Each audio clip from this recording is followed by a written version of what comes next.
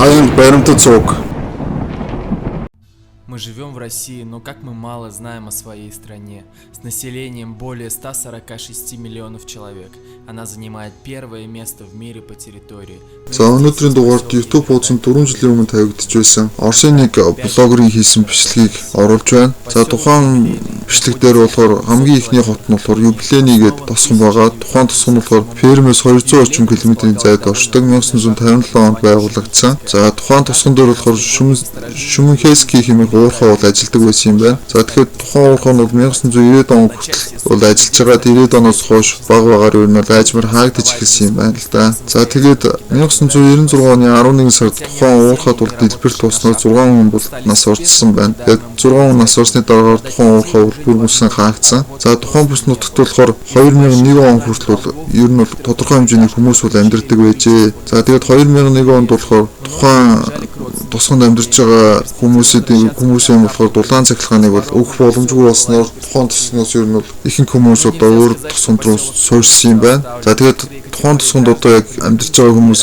ямар хүмүүс амьдарч байгаа вэ гэхээр төрийн насны хөгшин настай хүмүүс тухайн тосгонд бол үлдсэн юм байна. За дараагийн хот болохоор Кадигчаан гэдэг тосгон байгаа. За тэр нь болохоор бараг 10,000 орчим хүн амьдардаг тосгон бол байсан юм байна. За тэгээд тухайн тосгон нь болохоор ер нь газар хөдлөлтөнд бол ер нь бол өртөж сүрсэн гэж үзэж байна. 1995 оны 5 сарын 28-нд хүчтэй газар хөдлөлтийн улмаас уг суурин бол бүрэн сүрсэн юм байна. За барилгын нурангатаар бол 2,000 орчим хүн нас орж байсан тохиолдол байт юм байна. 1995 оны 5 сарын 28-нд болохоор Сахалины Рихтер гэдэг шатлбараар ойролцоогоор 7.6 балын хүчтэй газар хөдлөлт тухайн бүс нутагт болж ирсэн юм байна. За тухайн газар хөдлөлтөөр болохоор сургууль болон клуб хоёулаа сүрсэн. За 26 нэг английн 26 одоо хүнээс бол жишээлбэл 9 л амьд үлдэж бусд нь ингээд өнгөрсөн тиймэрхүү ослууд бол тухайн бүс нутагт бас болжээ. За дараагийнх нь болохоор Комын бүгд найрамдах усад хаягдсан жижиг бас нэг суурь юм байна. За энэ газар бол хоригдлуудын байрсан суурь юм байна.